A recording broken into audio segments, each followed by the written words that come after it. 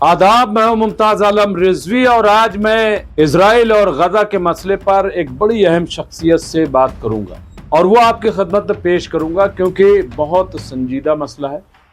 हमने जो इस वक्त की सूरत हाल है, ख़ास तौर से जो दुनिया में इंकलाब या तीसरी आलमी जंग या नाइंसाफ़ी और तमाम बड़े इदारों का नकारा होना और हिटलर से आगे किस तरह से नेतन्याहू निकल गए, ऐसे कई अहम सवाल हमने किए हैं और वो शख्सियत बड़ी मोतबर है।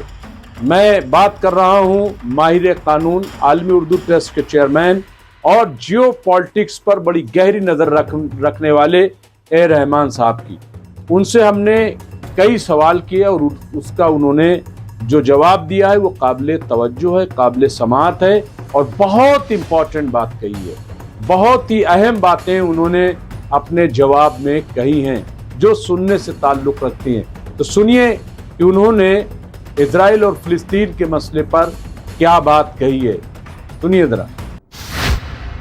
रहमान साहब, तो गाज़ा में जिस किस्म के हालात हैं आप देख रहे हैं और पूरी दुनिया उसकी तरफ मुतवज्जह हो गई है और अब फिर एक बार ये बात हुई है कि दो रियासती जो हल है वही उसका हल है, उसके बगैर चारा नहीं है। लेकिन इजराइल जिस तरह से अड़ा हुआ है, क्या लग रहा है कि ये कानूनी एतबार से, क्योंकि बार बार इस बात का हवाला दिया जा रहा है कि जो इंटरनेशनल लॉ है उसका वायलेशन है, जो इंसानी हुकूक के कवानीन है ये उसका वायलेशन, जिस तरह से खाना पानी रोक करके और ज़बरदस्ती निकालने की वहाँ बात की जा रही है, कैसे देखते हैं पहली नज़र में? देखिए, ये एक बिल्कुल अनप्रेसिडेंटेड सिचुएशन है। ये ऐसी सूरत हाल है जो दुनिया के सामने इससे पहले कभी नहीं आई। क्योंकि आपने कानून की बात की, तो अगर कानून नुक्ता नज़र से देखा जाए तो इब्तिदा से ही इजराइल का हर दावा फ़िलिस्तीन के बारे में कतई गलत और बेबुनियाद है। और फ़िलिस्तीनियों का अपना दावा जो है, एक बात मैं आपसे कहता हूँ कि इस वक्त पूरी दुनिया का जो रद्द अमल है उस पर एक उसूल है जो कानून में भी जिसका जिक्र होता है, वो ये है कि अगर गैर जानिबदार हिमायत हो तो आपका इस्तेकाक साबित होता है। यानी चारों तरफ से जिस तरीके की हिमायत हो रही है फ़िलिस्तीनियों की और जिस तरीके की मुखालफत हो रही है इसराइल की, उससे साबित हो जाता है कि किसका दावा दुरुस्त है और कौन गलती पर है। अब इस वक्त जो अड़ियलपन की बात आप कर रहे हैं इसराइल की, तो ऐसा कोई भी कानून अमन या जंग का इस वक्त नहीं सामने आता जिसकी खिलाफ वर्जी इसराइल ने अब तक ना कर दी हो इस पूरी जंग के दौरान, या ये पूरी जद्दोजहद जो फ़िलिस्तीनियों की और इसराइलियों के बीच में चल रही है। ऐसा एक भी उसूल या कानून नहीं है जिसको पामाल ना किया हो इसराइल ने। नहीं, बिल्कुल ये आप सही कह रहे हैं। लेकिन मतलब आज जिस तरह से आज देखिए कनाडा उसने आवाज़ उठाई, फ्रांस ने आवाज़ उठाई, यानी यूरोपीय ममालिक के अभी 7 स्टेट ने बाकायदा जो है वो कहा कि वार्निंग दे दी कि अगर आप नहीं इसको रोकते हैं तो फिर हम कुछ सख्त जो है कदम उठाएंगे। यानी यूरोप का इजराइल और इजराइल का मतलब अमेरिका आंख दिखाना, ये कितनी बड़ी बात इसको मानते हैं आप? ये बहुत बड़ी बात है। ये इतनी बड़ी बात है कि ये आलमी जंग के इम्कान नहीं बल्कि आलमी जंग के खदशे की तरफ इशारा कर रही है। क्योंकि जब पूरी दुनिया एक ज़बान होकर इसराइल से ये कह रही है कि भाई इस मसले को इस तरह नहीं इस तरह सुलझाओ, और जिस किस्म की जद्दोजहद या जो आर्म स्ट्रगल जिसके कहते हैं मुसल्लह जद्दोजहद जो चल रही है वहाँ फ़िलिस्तीनियों के साथ, बल्कि अब तो वो जद्दोजहद कम और जुल्म ज़्यादा है इसराइल की तरफ से। क्योंकि ताकत का इस्तेमाल जिस नाजायज़ तरीके से और जिस हद तक इसराइल ने किया और कर रहा है फ़िलिस्तीनियों पर, उसको देखते हुए हर वो शख्स जिसमें ज़रा सा भी ज़मीर है वो उसको काबिल बर्दाश्त। यानी देखिए, यहाँ अब सियासत एक तरफ हो गई है, अब मसला जो है वो हकूक़ इंसानी का है, इंसानियत के बुनियादी उसूलों का है, जिनको पूरी तरह से इसराइल ने पामाल कर दिया इस जद्दोजहद के दौरान।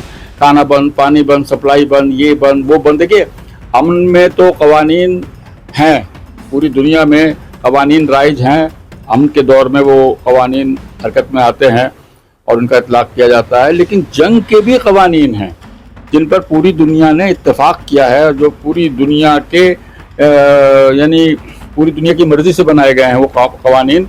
यूनाइटेड नेशंस के अपने उसूल हैं, हुकूक इंसानी की जितनी तंजीमें हैं दुनिया में उन्होंने उन उसूलों को अपना रखा है।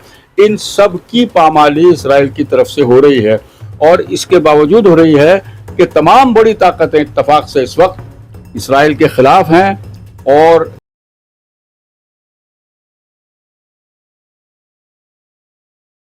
इतना शदीद इख्तिलाफ है कि अब अगर इसराइल बाज नहीं आता तो आलमी जंग का खदशा बाकायदा खड़ा हो गया है। अभी आयतुल्लाह खामनाई साहब ने, और वो जब भी बात करते हैं तो उनकी बात का बड़ा वजन होता है क्योंकि वो हवम बात नहीं करते। उन्होंने कहा कि हम गजा के लिए तीसरी आलमी जंग, उन्होंने ये कहा है कि हम आलमी जंग भी लड़ेंगे गजा के लिए। ये कहना उनका, यानी ऐसे ही तो ना कहा होगा, कुछ राब्ते में लोग होंगे क्योंकि अभी पुतिन जो है ईरान का दौरा करने जा रहे हैं, वो खुद बहुत सारे ममालिक से राब्ते में है। देखिए, आलमी जंग का लफ्ज़ उन्होंने इस्तेमाल भी इसीलिए किया है कि सूरत हाल को देखते हुए और तमाम उन एहतजाजात को देखते हुए जो पूरी दुनिया की तरफ से किए जा रहे हैं, अब पूरी दुनिया किस हद तक अपनी इस बेइज्जती को बर्दाश्त करेगी कि उसके एहतजाज के बावजूद इसराइल अड़ा हुआ है और उन्हीं हरकतों पर कायम है जिनके खिलाफ एहतजाज किया जा रहा है। तो जाहिर है फिर फोर्स का इस्तेमाल, क़ुव्वत का इस्तेमाल उसके खिलाफ करना पड़ेगा। क़ुव्वत के इस्तेमाल का मतलब होता है जंग, और यकीनन 5, 6, 10 ममालिक इस तरह के सामने आएंगे जो शदीद एहतजाज कर रहे हैं, या 1-2 बड़ी ताकतें सामने आएंगी, ईरान उनमें शामिल होगा, यकीनी तौर पर शामिल होगा, कि जो उस ज़्यादती के ख़िलाफ़, उस जुल्म के ख़िलाफ़ और हुकूक इंसानी की तमाम पामालियों के ख़िलाफ़ खड़े होंगे और क़ुव्वत का इस्तेमाल करेंगे, और उसका नतीजा जाहिर है कि आलमी जंग की सूरत में नमूदार होगा। अवामी इंकलाब तो आपने बड़े देखे होंगे रहमान साहब। आज जिस तरह से गजा को लेकर के लंदन में 5 लाख लोग निकले, इटली में लोग निकले, बरतानिया में लोग, एवन के इजराइल के अंदर लाखों लाख लोग, अमेरिका के अंदर, अमेरिका में तो एक शहर जो वहाँ पे मॉल है उस पे बाकायदा फ़िलिस्तीन का झंडा तक लहराया गया। तो जो हम अवामी इंकलाब की बात करते हैं, क्या आपको लग रहा है कि मतलब क्या उसकी शक्ल सूरत होती है, उनमें से एक है क्या ये? यकीनन है, क्योंकि देखिए इनकलाब के लफ्जी माने हैं तब्दीली, और तब्दीली कैसी तब्दीली कि वो सूरत हाल जो काबिल बर्दाश्त ना रही हो उसको हटा दिया जाए और फिर जो भी सूरत हाल दूसरी सामने आती है उसको कबूल किया जाए, यही इनकलाब होता है। और इस किस्म के इनकलाबात दुनिया बेशुमार देख चुकी है, मकामी तौर पर भी मुख्तलिफ बर्रे आज़मों में, मुख्तलिफ मालिक में, और आलमी सतह पर भी पहली जंग अजीम के दौरान, उसके बाद दूसरी जंग अजीम के दौरान वो इनकलाब ही तो था। जब पहली जंग अजीम के असबाब तो खैर बहुत ज़्यादा पेचीदा हैं और बहुत सारे थे, लेकिन जाहिर है कि जब वो जंग शुरू हुई तो कुछ ही दिन बाद वो सूरत हाल बदलने लगी और उन तमाम ताकतों को ये एहसास होने लगा जो बरसरे पैकार एक दूसरे से थी, पहले सिफारती सतह पर, उसके बाद जिस्मानी सतह पर, यानी जंग की सूरत में उनको ये एहसास हुआ कि इस सूरत हाल को बदलना होगा, और इसलिए 4 साल के बाद 1918 में वो पहली जंग अजीम ख़त्म हुई। इसी तरह दूसरी जंग अजीम हुई, वो हिटलर की डिक्टेटराना पॉलिसियों के ख़िलाफ़ और उसकी कौम परस्ती और वगैरह वगैरह जो जितने भी बहुत सारे अवामिल थे दूसरी जंग अजीम के, तो वो उस सूरत हाल को तब्दील करने के लिए थी कि जो सूरत हाल पैदा कर दी गई थी नाजियों के ज़रिए, और उन नाजियों के ख़िलाफ़ जो अक़वाम मुत्तहिद हुई उनको ही इत्तेहादी क़ुव्वत कहा गया। ये तो जो अभी हो रहा है ये हिटलर से भी ज़्यादा लोग अब कह रहे हैं। जी, मैं यही कहने वाला था कि अब जो सूरत हाल इसराइल ने पैदा की है वो तो हिटलराना सूरत हाल से भी ज़्यादा संगीन है। तो ये कैसे मुमकिन है कि दुनिया अब इसको और ज़्यादा बर्दाश्त कर लेगी? लिहाजा अगर क़ुव्वत का इस्तेमाल हुआ तो जाहिर है कि वो आलमी जंग ही होगी।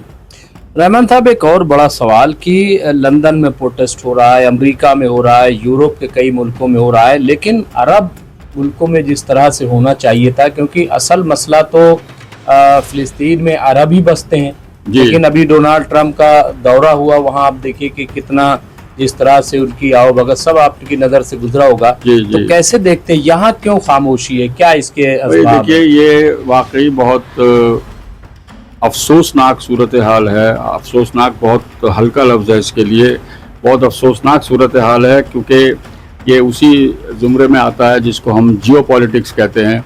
उस खत्ते की जो सियासत है वो ऐसी सूरत इख्तियार कर चुकी है कि वहाँ अपने मफाद के आगे कोई भी नहीं सोच रहा। जितने ममालिक हैं या अरब ममालिक जो कहलाते हैं, या इनसे भी आगे बढ़कर आप इस्लामी ममालिक क्यों नहीं कहते, उन तमाम 28 ममालिक को कहिए जो इस्लामी ममालिक कहलाते हैं, उनमें से कोई मुल्क जो है वो अपने मफाद से आगे बढ़कर नहीं सोच रहा। वो ये नहीं देख रहा कि इसराइल ने ज़्यादती और जुल्म की एक इंतहा जो थी, जो हद थी, उसको भी पार कर लिया है, और कम से कम अखलाकी नुक्ता नज़र से उनका उस सिलसिले में एहतजाज करना एक फ़र्ज़ है। लेकिन ऐसा कुछ भी नहीं हो रहा, क्योंकि तिजारती सतह पर जिस तरह के ताल्लुकात एक दूसरे से होते हैं, इस वक्त पूरी दुनिया की जो सियासत है वो उसको सियासत नहीं इक्तिसादियात कहिए, पूरी दुनिया की जो इक्तिसादियात है, या दूसरे अल्फाज में सियासत है, या तीसरा लफ्ज़ उसके लिए सिफारत इस्तेमाल कर लीजिए, डिप्लोमेसी, वो मबनी है ट्रेड पर, तिजारत पर। क्योंकि तमाम दुनिया को ये एहसास हो गया है कि हमारा वजूद और हमारा सर्वाइवल जो है वो हमारी तिजारत पर मुनहसर है, और वो उसको गजंद पहुंचने नहीं देना चाहते। तो वो जो पॉलिटिकल कॉजेस जो हैं, वो खत्ते की सियासत के जो उसूल हैं या उसके तकाजे हैं, उनको देखते हुए अरब ममालिक तकरीबन खामोश हैं इस मामले में, और ये बहुत शर्म की बात है, बहुत अफसोसनाक बात है। एक चीज़ और, बज़ाहिर और ज़ाहिरी तौर पर तो गज़ा की चर्चा होती है, वहाँ यकीनन बहुत बड़ा नुकसान हुआ है, 70,000 80,000 लोग मारे गए, पूरी तरीके से 92% जो है 92% जो है वहाँ बिल्डिंगें पूरी तरीके से तबाह, ये सब चीज़ें। लेकिन इजराइल जो बहुत ताकतवर और हर चीज़ पे गवर्न कर, उसका आप कितना बड़ा नुकसान देखते हैं हर एतबार से? मैं सियासी एतबार से भी, इक्तिसादी एतबार से भी, और जानी एतबार से। भले ही वो रिपोर्ट न जारी कर रहे हो, लेकिन लोगों को पता है कि वो कितने मारे गए। जी नहीं, बहुत बहुत बड़ा नुकसान साथ साथ हो रहा है इसराइल का, और उसका इस वक्त मैं समझता हूँ कि सियासी नुकसान बहुत बड़ा हो रहा है, क्योंकि पूरी दुनिया की नज़र में अब देखिए एक वक्त वो आ जाएगा बहुत जल्द, कल या परसों ही कह लीजिए, कि वो वक्त आ जाएगा जब इसराइल की हिमायत करने वाला बजाते खुद हदफ बन जाएगा पूरी दुनिया की लानत और मलामत का। वो वक्त आने वाला है। तो ये नुकसान जो है इसकी भरपाई बहुत मुश्किल है, और ये नुकसान इसराइल का अब मुस्तकिल हो रहा है, क्योंकि हुकूक इंसानी के मामले में दुनिया के तमाम ममालिक बिला तखसीस सियासत खित्ता बग़ैर किसी तखसीस के मुत्तहिद हैं और मुत्तफ़िक़ हैं। हुकूक इंसानी की पामाली कहीं भी बर्दाश्त नहीं की जाती, और इस वक्त जो है वो हद से भी ज़्यादा हो चुकी है। तो ये नुकसान जो है इसराइल का, ये बहुत बड़ा नुकसान है। जानी और माली नुकसान तो जंग में फरीक़ैन का होता ही है, और वो इसराइल का भी हो रहा है और काफ़ी हुआ है, लेकिन ये नुकसान जो है इसकी भरपाई बहुत मुश्किल है। दो रियासती हल की बात जो होती है, और कई बार जो है वो करारदाद भी यूएनओ में मंजूर की गई, फिर अभी 17 जून से लेकर के और 20 जून तक फ्रांस और अरब लीग इन्होंने कई मुल्कों को बुलाया, और ये भी कहा है कि साहब हम जो है इसमें फ़िलिस्तीन को मानता भी कई ऐसे मुल्क हैं जो मंजूरी दे देंगे, उनको एक्सेप्ट कर लेंगे एज ए कंट्री। तो क्या इसके अलावा कोई हल है जिस बात पे नेतन्याहू अड़े हुए हैं जिस तरीके से? क्या हल है? क्या इतनी बड़ी आबादी को निकाल देंगे? मुमकिन है? वो मुमकिन नहीं है। वो बैनुल अक़वामी क़वानीन के तहत किसी भी इतनी बड़ी आबादी को एक जगह से दूसरी जगह मुंतकिल करना हुकूक इंसानी की खिलाफ वर्जी समझा गया है, और हरगिज़ उसकी इजाज़त नहीं दी जाती, नहीं दी जा सकती। अब सवाल ये है कि नेतन्याहू की जो पॉलिसी, या देखिए इस वक्त जैसा कि आपने खुद कहा कि इसराइल में भी एहतजाज हो रहा है, इस वक्त की सूरत हाल के खिलाफ बहुत शदीद एहतजाज हो रहा है, तो वो इसीलिए हो रहा है कि अब जो पॉलिसी इसको शायद ज़ाती वक़ार या नाक का सवाल बना रखा है नेतन्याहू ने, तो वो उसके खिलाफ एहतजाज है। क्योंकि अब जो पॉलिसी लेकर नेतन्याहू चल रहा है वो किसी भी इंसानी, अखलाकी, कानूनी सतह पर काबिल कबूल नहीं है, और ख़ुद इसराइलियों को कबूल नहीं है। आप देखिए क्या इसराइल में एहतजाज नहीं हो रहा? अवाम ने क्या वहाँ एहतजाज नहीं किया? कई ऐसी चीज़ें जिनके खिलाफ वहाँ तो लोग कह रहे हैं कि हमास से ज़्यादा नेतन्याहू दुश्मन है, और ये अपने ज़ाती सियासी मफाद के लिए, क्योंकि नेतन्याहू के खिलाफ पहले ही प्रोटेस्ट भ्रष्टाचार के मामले में चल रहे थे 7 अक्टूबर से पहले ही, 7 अक्टूबर 2023 से पहले। उनको लोग ये कह रहे हैं कि उनको डर है कहीं ऐसा ना हो कि जंग रुकेगी तो मुकदमात जो है वो हावी हो जाएंगे और उनको जेल भी जाना पड़ सकता है। इंटरनेशनल सतह पर वैसे भी उनकी बदनामी, तो वो डर की वजह से یہ ایسا کر رہے ہیں اور اپنی پالیسی کو کہ شاید ہم یہ کریں کہ پورا فلسطین ہتھیا لے اور اس کے بعد ہماری سیاست جو ہے چمک جائے، ایسا ان کو لگتا ہے۔ دراصل یہ غلط فہمی ہے یا وہ کوئی بہت بڑی غلط فہمی ہے کہ اگر میں پورا فلسطین پر قابض ہو جاؤں، پورا فلسطین لے لوں تو شاید میرے عوام مجھ سے خوش ہو جائیں گے اور مجھے اس سے بھی زیادہ عزت یا مرتبہ ملے گا، لیکن وہ بالکل غلط ہے۔ ایسا بالکل نہیں ہوگا، بلکہ اب اس وقت صورتحال جہاں تک پہنچ چکی ہے، سچویشن اتنی خراب ہو چکی ہے کہ میں ذاتی طور پر یہ سمجھتا ہوں کہ نتن یاہو کے دن پورے ہی ہو گئے سمجھیے، اور کچھ نہ کچھ ایسا ضرور ہوگا کہ ایک بہت بڑی تبدیلی اس صورتحال میں آئے گی، خواہ وہ بڑی طاقتوں کی دخل اندازی سے ہو، خواہ اندرونی بغاوت یا شورش کی وجہ سے ہو، لیکن تبدیلی آنا اب لابدی ہے۔ بالکل۔ تو اچھا، آخر میں بس میں یہ سوال کروں گا کہ کیا دیکھ رہے ہیں، کیونکہ دنیا اب یہ دیکھ رہی ہے کہ گریٹر اسرائیل بنے گا یا فلسطین آزاد ہوگا؟